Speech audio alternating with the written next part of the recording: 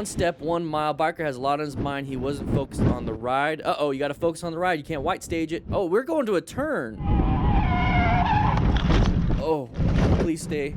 It could have ended a lot worse. Oh, man.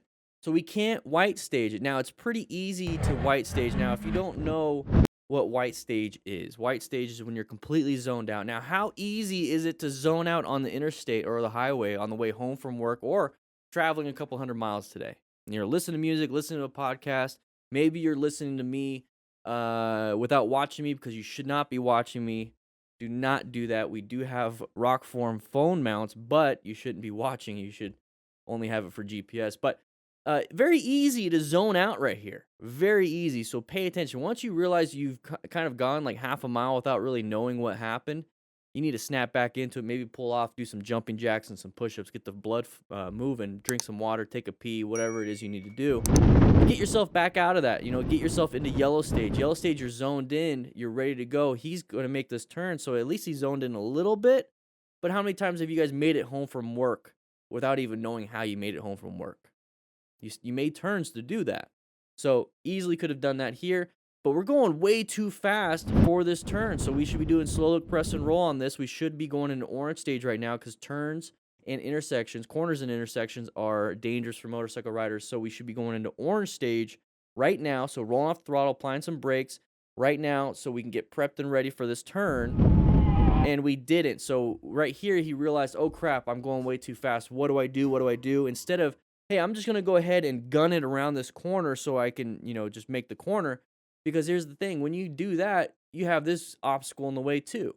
So this vehicle is going to be in your way if you're going to try to make the corner. So he's got to find an escape path. And the best escape path you could possibly do is that right there. So don't feel bad if you're like, oh crap, I'm going too fast in this corner. I can't make the corner. And you look over here, hey, there's a shoulder. I'm going to go for that shoulder and go for the shoulder. Get off the next exit. Not a big deal. It's okay. Rather you do that than run into the pole or go into the grass. Or try to make the turn low side and then start hitting your body. So find the escape path. Plan your ride. Okay, he navigated this threat, which was going to be him crashing into the corner, and his camera flipped up like that. But he did what he had to do. Okay, pay attention next time. All right. So here we go. We're going into here. We're gonna be riding. Line of sight issues. Lots of debris. Watch out! What are you doing there, biker dude? Why'd you stop? If you're riding with a buddy and he's behind you and you just stop for no reason, you have to communicate that you're going to be stopping before you stop. Everyone likes it when people use indicators, right? Right? Right. Okay, if you use an indicator, you're letting people know. Okay, if you're using an indicator on a motorcycle, you're letting people know. Now, is your brake lights going to be the best indicator? Maybe, maybe not. Maybe this rider should have been paying attention a little bit more. But here's the thing. This is what I absolutely love when it comes to group rides, is that when I go on a ride with my group, my DDFM crew members here locally, we have a Cardo Pack Talk system. Okay, we have Cardo Pack Talk Slims and Cardo Pack Talk Bulls. There's Cardo Free Comms, and you can actually get a discount in the description or in the chat right now. But what I would be doing if I was up front, hey, I'm going to be turning right up here at the light, and I'm going to be like a couple hundred feet from the light. Or like, hey, I'm going to be braking. Hey, I'm going to be turning. Hey, we're going to go into here. Hey, we're about a mile out. Hey, there's a car coming out. Hey, there's a side of the vehicle. Hey, there's a pothole. Whoever's in front is going to at least relay some of this information that is needed. And just like Scarlett said, nothing else, use your hand signals. Use hand signals, okay? So right here, we're maybe not paying attention. This guy's applying the brakes. We're not really applying the brakes. Now we rolled off the throttle on our right hand. So what do you think? Maybe brown stage? Because we never really reached for that front brake. So how are we slowing down without using our right hand for front brake? Engine deceleration? That's not going to stop you. Where do you think his right foot is? Slamming that rear brake. So now we're probably locking up that rear tire. That's not going to slow us down enough. That's only 20 to 30% braking power. We need to use good progressive brake pressure. And we have those videos on Motorcycle Training Concepts. Please check them out. It's going to help you out a lot. Exactly. So why are we using the rear brake? Typical car drivers panic. Try to stop with the right foot, right? What's our right foot? The rear brake. Train yourself out of that. All right, so we're going to be riding over here. I can't pronounce your name, buddy. Sorry about that. We're going 90 miles an hour or something. All right, pedestrians, school girls, school people. You should be knowing the environment you are riding in. Yeah, you should not have been going that fast. We kind of talked about that. So ride within the conditions present. Look at all these pedestrians. Why are we hauling booty through here? Okay, we have a huge line of sight problem coming up. Huge line of sight problem. You can't see anything off to the right. We're hauling ass. Okay, can't do much with this. Can't do much. It's kilometers per hour probably, yeah. Can't do much with this. It's not their fault. Pedestrians have the right of way, right? All right, 400 people in here. Let's get 300 likes. Let's do it. Sign into class. All right, we're gonna go through here. We're gonna lane filter with Marius again. Lane filter. Whoa! Oh, hit your new phone, dude. Sorry, bro. Sorry. All right. Lots of, that's the thing. That's a problem. Line of sight issues when it comes to lane filtering. So typically you don't have to deal with too many people getting out of vehicles in the middle of the road unless it's kind of like what it is in your area, where people just kind of do this if it's that culture.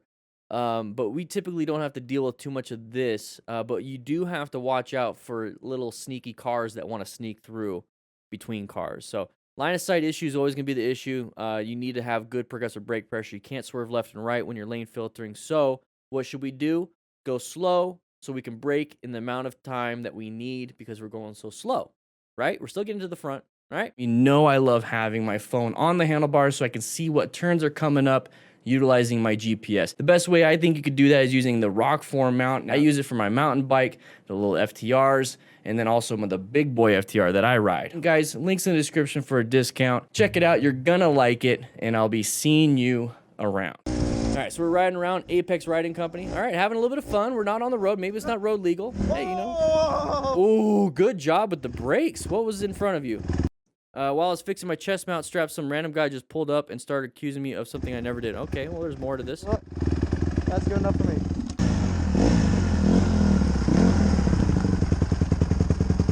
I don't know who you are, but you stay off those fields. I wasn't on them. Well, somebody's been jumping down off that bank onto the ditch, because the neighbor was telling me about it. Nobody's allowed in those fields. Yeah, I know no that. Four-wheelers, no dirt bikes, no fucking pickups. Yeah. Okay. Hey, you gotta come from his perspective. He did a good job. This rider did a good job.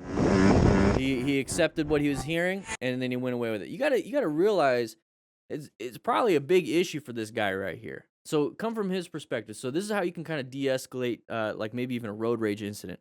So if you're hearing something, it's like none of this stuff makes sense to me. It's not me. Like, I appreciate your concern. It wasn't me. I would never do that. My name is Daniel. This is what I'm wearing. I wear red fly racing stuff. This is my bike. If you ever see me out there, which you won't, it'll get handled. But yeah, it wasn't me. I thank you so much. I'll make sure I tell anybody that I see not to do it either. All right. Thank you so much. Bye bye. That's what I'd be doing. All right.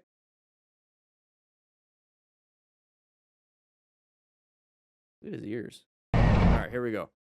So lane filtering a little bit. Okay, fine. Probably legal here. This might be California. Went through a green light. That person might be a little upset about it. So good job adapting to that and moving to the other lane when you saw it in your mirror. So far good. Leave it as is. I would stay away from the dum-dums that do this kind of stuff because I don't know why they're doing it, and I don't care. You almost got me there. What? You almost got me there, bud. Okay, whatever that means. Yeah, see, like it doesn't even you don't get anything out of it. You don't get anything out of it other than, well, I think he handled it pretty well actually. Typically you see people get angry, so he handled it pretty well. Just saying, hey, you almost got me. Guys seemed kind of out of it, or nobody knew what they're saying, and then and then that was the end of the situation. But here's the one thing I want to point out. Here's the only thing I really want to point out. So he goes through this. That's fine. Whatever. We're going to get up to here. So we switched lanes into him also. So we were in the far left lane. So when I said he did good with the 360 situation awareness, I thought he was already in that lane. We're also going 78. Okay, so we're going 78. I don't think this road is rated for that. So speed is going to be a factor here. We switched into that lane where that person was also going in that lane. We didn't really check. We didn't do a head check. So I'm going to take back everything I said. I'm gonna take back the part where I said he did good with the 360 situation awareness. He didn't. He didn't. I take it back. We were in the left lane originally. I don't know if we checked our mirrors. Maybe we're just riding super fast and we feel like we don't have to check our mirrors because we're going faster than the flow of traffic. So if we switch lanes, it's because it should be clear because nobody's catching up to me. And I know that's a feeling a lot of motorcyclists have, is that if you go faster than everybody, you don't have to worry about anybody coming up behind you.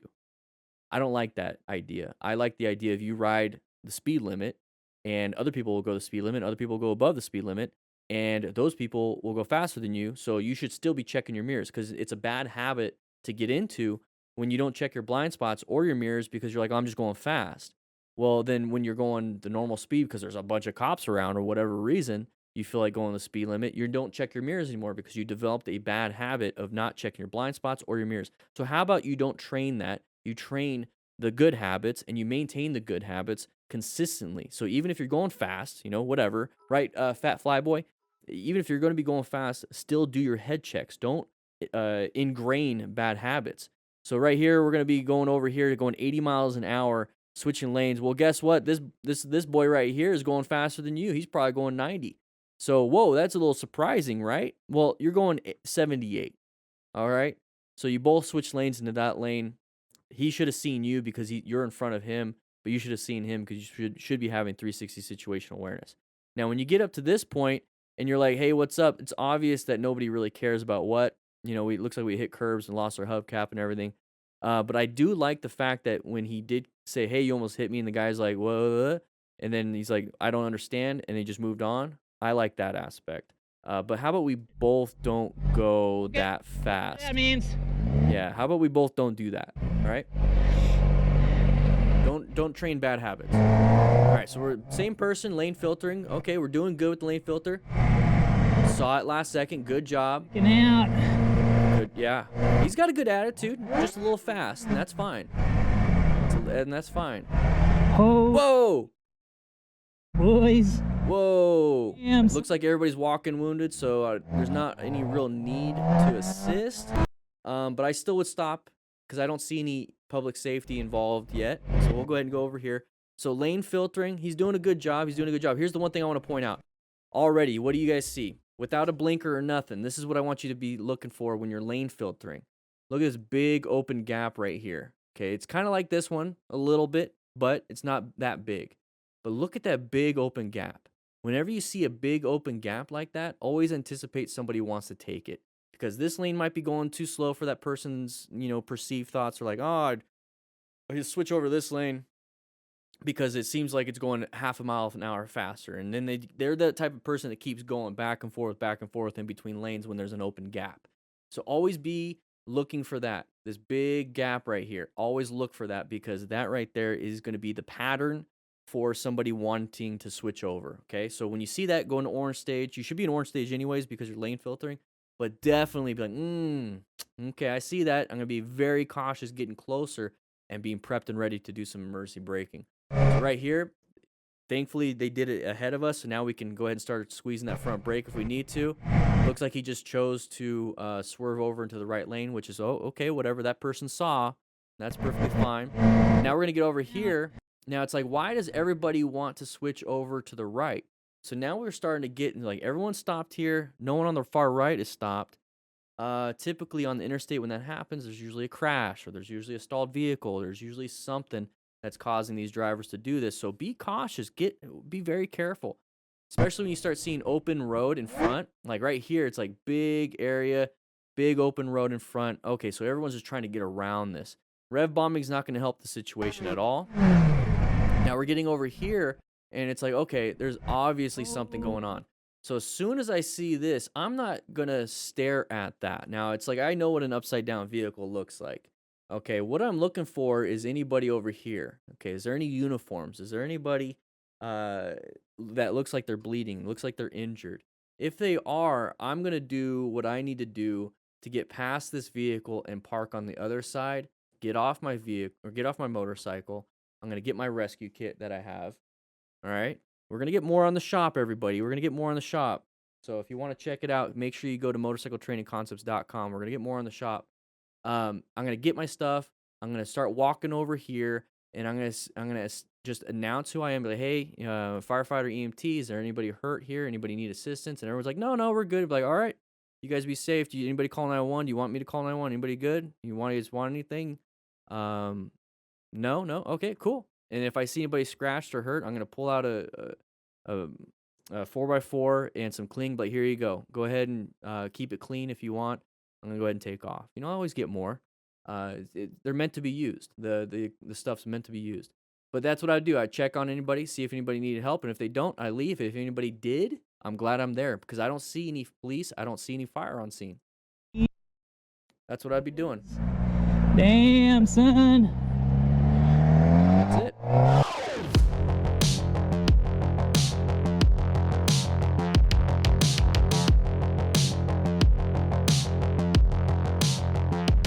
Using one brake, that's a no bueno, okay? You got two brakes for a reason. You got two tires, okay? The front brake is very important. You get a lot of good progressive brake pressure, a lot of weight on that front tire. It allows you to squeeze, more, grab, okay? That's very simple. Now, the rear tire also does that when you're not trying to stop super fast, okay? So I know when I do this, it exaggerates, it goes in, but it still kind of slowly goes down on both tires. I mean, gravity, the weight of everything, it still works that way, okay? So I'm gonna go ahead and squeeze that front brake while applying a little bit of front brake pressure. I'm gonna go ahead and downshift to second gear. This is a stoplight, stop sign. Get down to first gear because I'm gonna take off from a stop. Now leave while looking, okay? Four-way stop. Still looking, now looking at the ground, looking at the exit. And we're out and about, okay? So use both brakes, okay? On cruisers, it's about 60-40, 70-30. So 70-30, 60-40. On sport bikes, it's about 80-20, 90-10. But still, you're leaving 10 to 20% of braking power off the table. Now, when you get more and more on that front tire, go ahead and utilize more and more front brake, a little bit less of this, okay? Because you don't have a lot of weight on that rear tire. So, use both brakes, okay? Guys, if you like this kind of stuff, we do this every Tuesday and Thursday on this channel at 3 p.m. Mountain Standard Time live. So make sure you check that out. But if you want to check out some other things like this video right here or this video right here, please do so. It supports the channel. Click that like button, by the way. Check into class. Anyways, I'll be seeing you around.